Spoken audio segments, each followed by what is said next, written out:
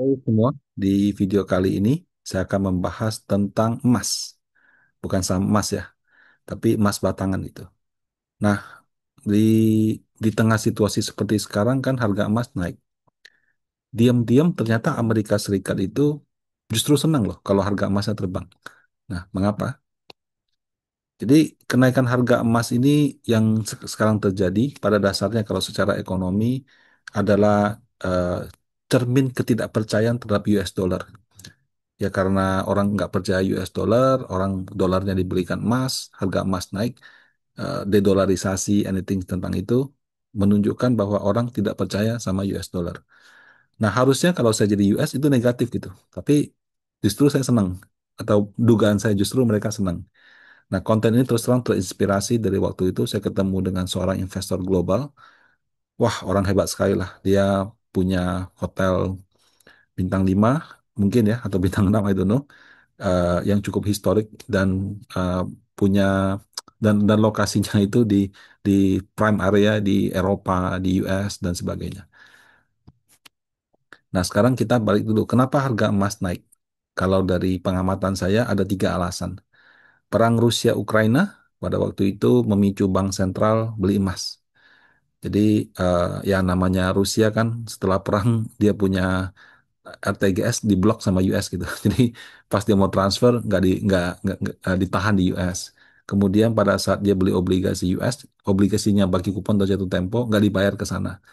Jadi orang bilang wah kalau seperti ini nanti bisa saya digituin juga dong. Makanya bank sentral mereka beli emas. Kemudian setelah bank sentral beli harga emas naik, giliran investornya yang FOMO retail, institusi, ngantri di toko emas, beli emas batangan, atau mereka masuk melalui ETF yang berbasis emas seperti itu. Nah, kemudian yang ketiga, masalah Amerika sendiri, defisit APBN-nya tinggi sekali, hutangnya menggunung, nggak tahu kapan akan lunas. Dia lakukan kebijakan tarif secara agresif, memicu perlawanan daripada negara lain, terutama China. Kemudian presidennya juga secara aktif mengintervensi kebijakan bank soal suku bunga. Nah, defisit US itu kalau di 2025 ya diperkirakan 6 sampai 7%. 6-7% dari GDP, pertumbuhan domestik bruto. Kalau di internasional atau di ekonomi kita tidak lihat nominalnya, kita lihat persentase terhadap GDP. Itu hampir 3 kali lipat lebih buruk daripada Indonesia, karena Indonesia itu sekitar 2,7%. Paling tidak untuk APBN 2025 ini. Tahun depan sih kalau nggak salah Pak Purbaya proposalnya 2,6 gitu.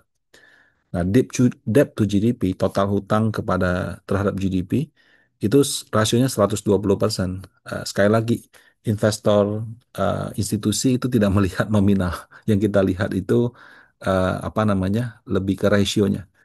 Nah, kalau Indonesia itu cuma 40%, hampir 40%. 3 kali lipat lebih tinggi daripada Indonesia. Nah, dengan kondisi seperti ini, conventional wisdom, ya ibaratnya kalau saya dihadapkan pada situasi seperti ini, saya seorang investor institusi, playbooknya apa? Maksudnya tindakannya apa? Ya beli emas gitu. Hindari USD, beli emas. Nah, tadi kan conventional wisdom. Ada nggak unconventional wisdom? Unconventional wisdom itu kayak kalau kita bincang-bincang di warung kopi gitu. Kan warung kopi banyak teori konspirasi. Entah benar, entah salah, pokoknya teori konspirasi. Nah, pertama kalau kita menilai APBN US secara objektif ya, itu cuma soal waktu akan bangkrut. Em, jadi kalau di dalam APBN itu ada istilah keseimbangan primer. Keseimbangan primer itu bisa surplus, bisa defisit. Maksudnya apa? Kalau belanja pendapatan APBN kan ada pajak, ada bea cukai, ada PBNP. PBNP itu pendapatan negara bukan pajak. Dulu ada kayak dividen, sekarang sudah nggak ada sih. Tapi mungkin dari ekspor minyak dan sebagainya. Belanja itu ada belanja untuk operasional, belanja untuk subsidi, termasuk bunga hutang. Nah, kalau keseimbangan primer itu mereka take out bunga hutangnya. Jadi cuma yang pendapatan dikurangi belanja yang sifatnya operasional sama sosial. Kalau selisihnya positif disebut keseimbangan primer surplus, kalau negatif keseimbangan primer defisit. US itu defisit. Jadi bahkan kalau bunganya di take out saja, dia nggak bisa tutup. Indonesia surplus, kalau nggak salah 100 T lebih. Jadi we are doing really good gitu. Nah, kondisi ini bukan hal rahasia. Investor tahu, di Washington ya penuh orang-orang hebat di sana. Mereka juga tahu bahwa ke depan kondisi US itu tidak akan membaik. Nah, bagaimana solusinya? Butuh langkah radikal. Ini yang dilakukan Trump. Dia kenakan tarif. Dari tarif dapat penghasilan tarif Indonesia kan kena kalau nggak salah 19%. Negara lain sekian, sekian, sekian, sekian. Betul, dengan tarif pendapatan negara naik. Tapi negara yang dikenakan oleh tarif tersebut, mereka akhirnya ngambek bikin blok dagang sendiri, kayak bridge gitu. Nah, kemudian yang kedua, dia intimidasi Bank Sentral US sehingga mau turunkan suku bunga. Nah, kalau secara ekonomi, wah ini kan nggak bisa Bank Sentral diintervensi. Ini kalau diintervensi begini, nggak benar nih. Kejadian inflasinya naik. Ya mungkin nggak bukan karena intervensinya, tapi karena orang menduga suku bunga akan turun, belanja meningkat, akhirnya inflasinya naik. Mungkin juga karena tarif. DOGE, DOGE itu apa sih? Department of Government Efficiency. Ya kalau misalnya APBN-nya negatif, ya sudah cut biaya dong. Ya si Elon Musk ditugaskan untuk cut itu. Sampai dia punya dealer Tesla di di apa dirusak orang, dia dimaki-maki orang segala macam, akhirnya dia resign gitu. Nah, jadi banyak hal radikal sebenarnya sudah dilakukan oleh Trump untuk memperbaiki kondisi APBN US. Nah, kalau itu semua nggak berhasil, solusi nih yang mungkin bisa dilakukan adalah revaluasi. Nah, revaluasi itu kasih gambaran begini. Kamu kalau beli tanah misalnya 30 tahun yang lalu, harga tanahnya 100.000 per meter, luasnya 5.000 meter. Jadi katakanlah nilainya 500 juta. Setelah 30 tahun, harga tanah naik jadi 10 juta per meter. Sehingga kita kalau punya 5.000 meter, sekarang nilainya 50 miliar misalnya. Nah, di atas kertas, di laporan keuangan, itu tetap tercatatnya kamu punya tanah 500 juta.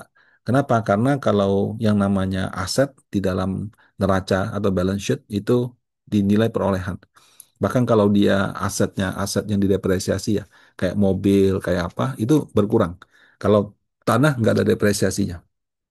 Jadi 30 tahun lalu belinya 500 juta, sekarang di buku masih 500 juta.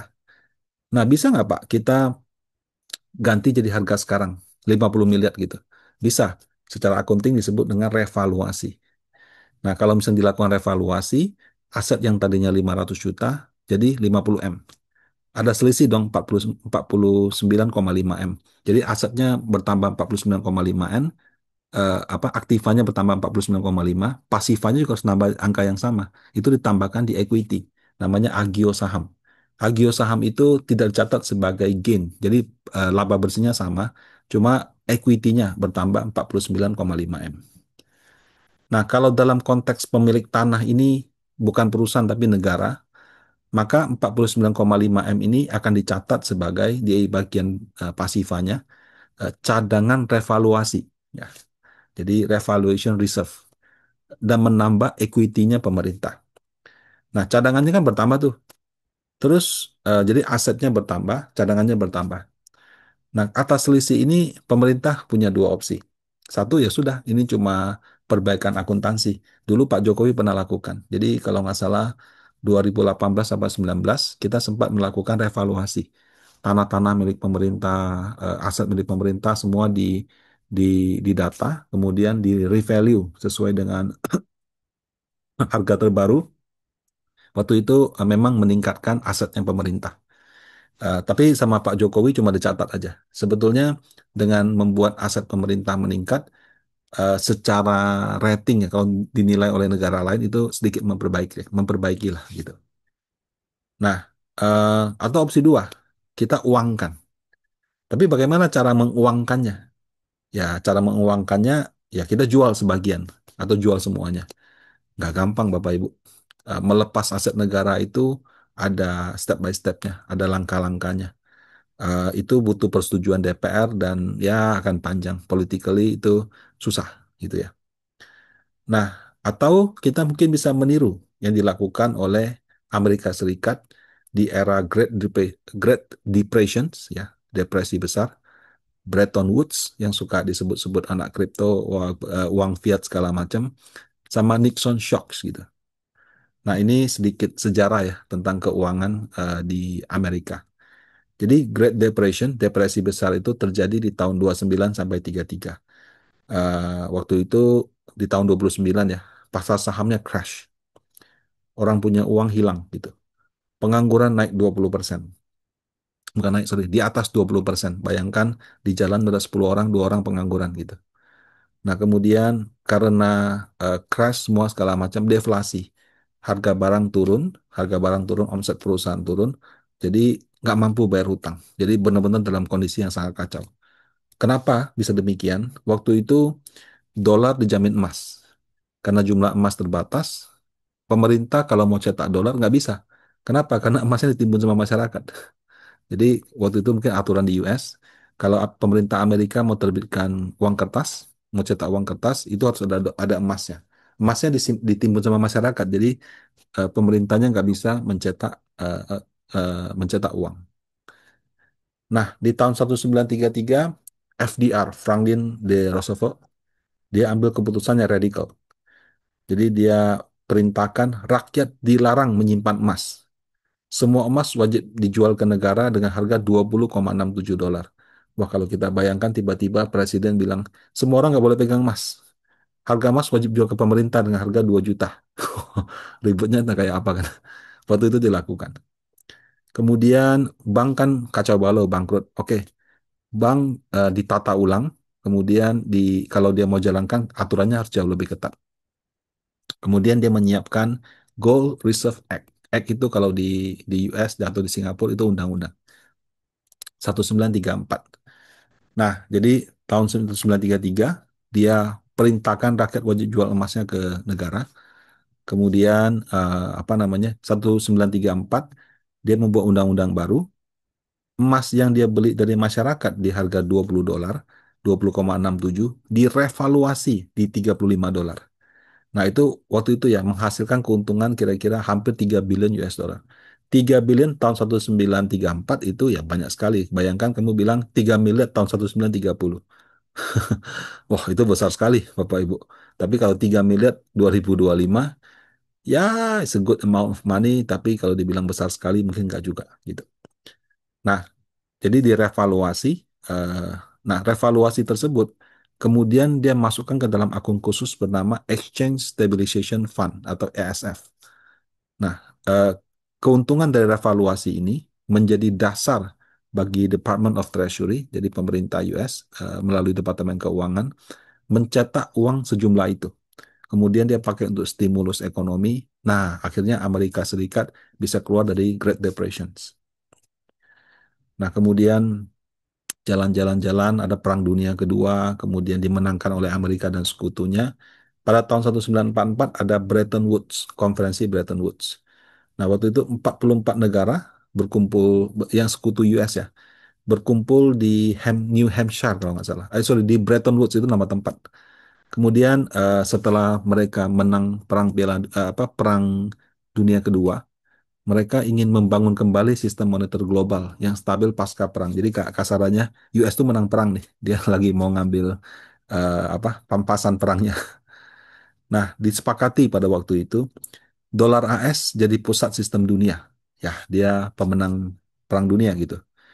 Nah, dolar bisa ditukar ke emas dengan harga tetap 35 dolar per ons. Nah, mata uang lain menambatkan atau pegging nilainya ke dolar, fixed exchange rate. Jadi eh, waktu itu dolar jadi pusat sistem dunia, ya. Kenapa jadi pusat sistem? Karena dia guaranteed kamu bisa tukar dengan emas dengan harga 35. Nah, kemudian dibentuklah IMF, International Monetary Fund, World Bank gitu ya. IMF itu untuk mengawasi stabilitas nilai tukar. Jadi pada saat mata uang lain pegging ke dolar itu stabilitasnya seperti apa? Kalau World Bank itu dia akan financing dan rekonstruksi untuk negara pasca Perang Dunia. Nah, kemudian tiga, Amerika Serikat menjadi bank sentral dunia. Sehingga bank sentral negara lain, mereka itu kalau pegang dolar, itu di treat sebagai cadangan devisa. Ya, itu apa kayak hadiah menang perangnya Amerika. Kenapa mereka bisa berjaya begitu lama ya? Karena mereka menang perang waktu itu. Nah, kalau misalnya negara pegang US dianggap sebagai cadangan devisa, US-nya guaranteed. Kamu kalau punya US dollar, kamu bisa tukar ke emas. Jadi bank sentral Perancis, bank sentral Inggris, bank sentral Jerman, kalau dia pegang dolar, dia bisa anytime tukar ke dolar, tukar ke emas, ke bank sentral US. Nah, makanya kalau dalam Mandarin ya, eh, kalau sekarang kan dolar itu kita sebutnya Mei Yuan. Mei itu Amerika, Meiko. Yuan itu ya kayak mata uang lah ya. Re Yuan, Yen itu Re itu Jepang, Yen itu apa? Kalau dalam bahasa Mandarin itu mata uang. Kalau sebelum itu kita sebutnya Mei Qing. Nah, Mei itu Amerika, Qing itu emas gitu. Jadi dulu itu terjemahan dolar itu adalah seolah-olah uangnya itu bisa tukar dengan emas. That's why dihargai begitu luar biasa. Nah, jalan-jalan itu di tahun 1960 ya, yang namanya Amerika doyan perang kan. Mereka mencetak terlalu banyak dolar untuk perang Vietnam sama program sosial. Nah, eh, kemudian ternyata belakangan diketahui, loh kok kamu punya eh, emas, punya cetak dolar kamu jauh lebih besar daripada emas yang kamu punya. Nah, jadi waktu itu mereka seperti itu karena mereka terlalu banyak terlibat dalam perang. Menyadari hal itu, Prancis, Inggris, mereka melihat, wah ini nggak benar nih. Jadi dia punya eh, dolar, dia tukar balik ke US, dia minta emasnya. Nah, karena dilakukan seperti itu, cadangan emas US turun. Waktu itu dari 20 ribuan ton jadi 8 ribu ton. Jadi berkurang 60%-nya. Nah, karena cadangan emasnya turun drastis, tahun 1971, Presiden US Richard Nixon bikin lagi keputusan radikal. Jadi mereka tutup jendela emas. Dolar tidak tidak bisa lagi tukar ke emas. Harga emas dilepas ke market. Sebelumnya kan emasnya di pegging gitu.